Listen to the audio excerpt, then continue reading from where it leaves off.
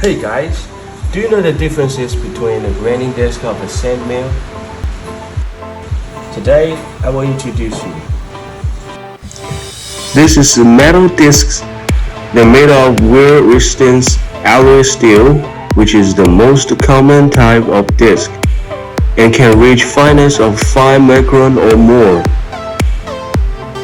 This is plastic discs, and they are made of PTFE material and can only be used for aqueous materials, pastes, or paints with a fineness of more than 5 microns.